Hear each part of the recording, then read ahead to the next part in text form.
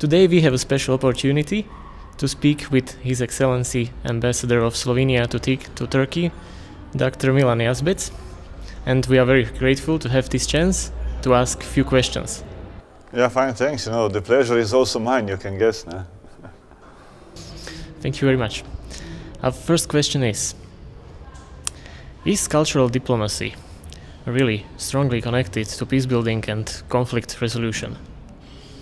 I mean, of course it is. No? The way how it is used as this tool, as a mean of peace building and conflict resolution, this is another question.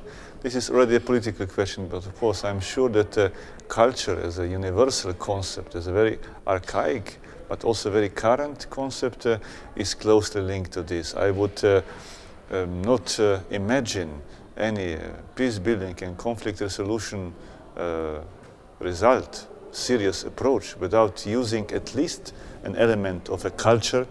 And of course, if we manage to place this within the diplomatic effort, this culture as a substance, as a tool, then I think then we have a chance to succeed in this. Thank you very much.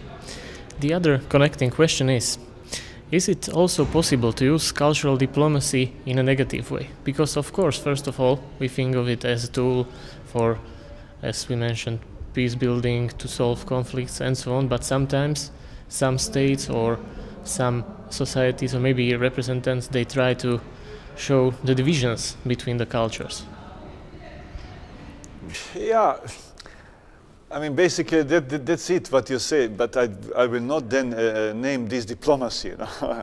I would hate to name such deeds, such things as a cultural diplomacy. Now, these are, then we can speak about uncultural behavior, uncivilized. But it happens, and of course, everybody is free to interpret such behavior as he, she would like to, but of course this is not cultural diplomacy. This is then the negation, this is then the alienation of cultural diplomacy, of course. But as you say, such things happen, they have been present throughout the human history, but I would say that the most important lesson from the human history as far as the culture is concerned is this, that when culture is used as a tool, as a substance of negotiation between countries, between people, as a way of conducting relations, then it is useful, and then it contributes to the development of us all. This is, I think, the most important lesson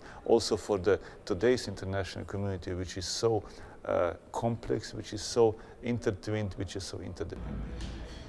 Yes. And exactly to this interdependence, I would like to connect another question. When it comes to peace building and conflict resolution, how important do you deem the roles of states and international organizations, which actually are composed of states? Well, I would go even further. I think that in today's world, at least for the last 20 years, at least for the period after the end of the Cold War, states and international organizations, so the governmental area, it's not enough to establish, to achieve conflict solution and peace building. You know. Today's conflicts, they are so complicated and they are so difficult, they are so deeply rooted that we need also civil society, NGOs, media, individuals, celebrities, as you can see. So we need the whole range of actors which stem from the typically politically governmental actors to the most, you know, non-political, if this is possible, civil media, simple individual approach that we can build peace, prevent conflicts. Well, maybe, of course, we have to say that when the conflict is already out of any control, when the conflict is so strong, so harsh, of course, then you have to use force to stop it. But that's it. Then, you know, all these other tools have to come on the surface, and then post-conflict rehabilitation, post-conflict solution is possible to achieve only with such approach. But of course, states and governments, they are at the core issue of the process. This is inevitable.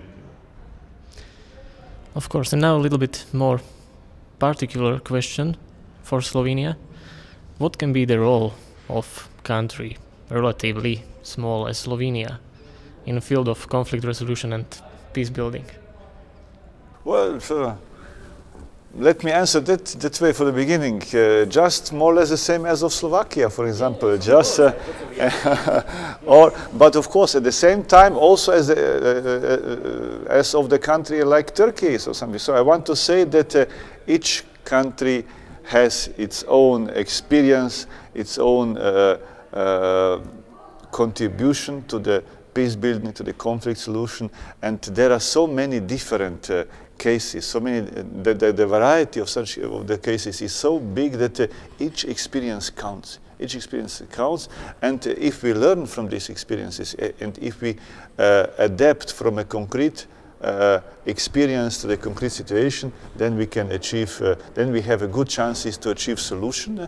And here I see the example of Slovenia, and here I see also examples of other countries. But I think that the precious aspect is in the fact that each experience counts, and sometimes it is enough just to merge 3, 4, 5, let's say, experiences. Sometimes you need a variety of experiences, and sometimes some conflicts maybe also very simple, and you don't need much experience to deal with them. But and I think this is also the advantage, the competitive advantage of the global, contemporary international community, that nobody is so small or nobody is so big that his, her experience, knowledge, expertise, although it might look so partial, wouldn't count. Of course. So actually, if we compare Slovakia and Slovenia, for example, Slovenia has more experience because after the fall of communism, we actually didn't have such experience as former Yugoslavian republics. Yeah, that's true. You know, actually, the end of the Cold War means also that 3 big multinational countries collapsed: Soviet Union, Czechoslovakia, and then former Yugoslavia. And it was only the case of the former Yugoslavia that it was war, bloodshed, unprecedented one. So this experience is unique, you say, yeah.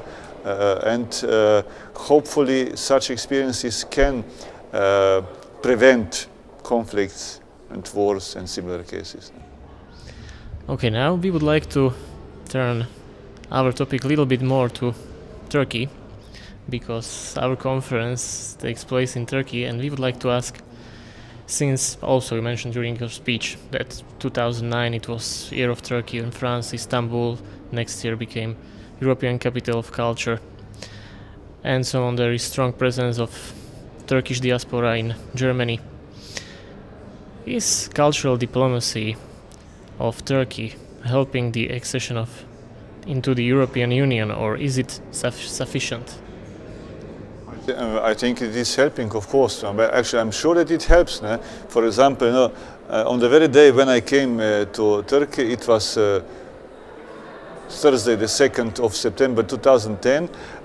One of the Slovenian commercial TV stations, they started to show Turkish soap operas. So this is the way how to bring country closer, to open, to show a part of the society, and then you can say, hey, I didn't know this. They're like us. We are the same. So, of course, this helps. In a case of Turkey, we can also, I think, maybe say that the Turkish cultural diplomacy, and especially Turkish soft power, is so strong that sometimes, you know, some people, audience, they are amazed. They said, "Wow, is this possible? So strong, so influential, so full of historical experience." Of course, I think that such cases help. But of course, when we speak about the EU accession process, well, I have to say from our Slovenian experiences, also the Slovak experience is more or less the same, I guess. The accession process is primarily the legal process of adopting the acquis, the set of rules, set of criteria, and that's it.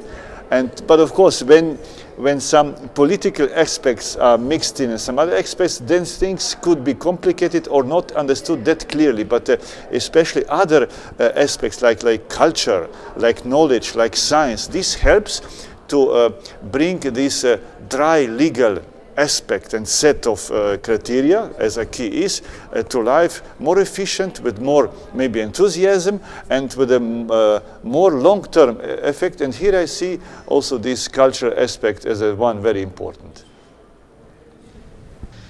And we would like also to ask, what kind of role will cultural diplomacy have in time after revolutions in Arabic states, or maybe already has? Maybe in relations to Europe. This is important, of course, and I think this should be exercised on a much higher level with much more effort, more focused, because then it will bring more results. No? Well, I mentioned during my speech some things, some projects which we are exercising in this year. I mean, Slovene Embassy in Turkey, because we celebrate the 20th anniversary of Turkish recognition of Slovenia. Next year we will celebrate the 20th anniversary of the Lebanese recognition of Slovenia. I'm also accredited to Lebanon, and for this purpose we will prepare a few translations from Slovene literature to Arabic language, and we will then present this in Lebanon to upgrade the relations, to use each opportunity to broaden the friendship relation between the two countries. So this I see as an important way of coming together. Maybe an additional illustration. One of the best, nicest Slovene fairy tales, but one of the least known, was written in 1938 by a Slovene poet. At that time he wanted to give that fairy tale to her girl, but then the war came, everything was washed away, and the fairy tale was discovered a few years ago. It's a fairy tale which the author at the certainly in 1938 placed in the Middle East. It speaks about sheikhs and love and these things. So we will translate this. We are translating already this fairy tale to Arabic, and we will show how culture is universal, how it spans over a bridge of time, and how you can use it to bring people together, to bring politicians together, to bring soldiers together, and everybody. Thank you very much. These were my questions. And okay, we would like to very much thank you for your time and for your very nice, also I would say interesting and quite comprehensive answers to our questions, and substantial answers, of course. And then we would like to wish you a nice time in our conference and a lot of success in your position as an ambassador. Thank you very much. Thanks also to the two of you. Thank you.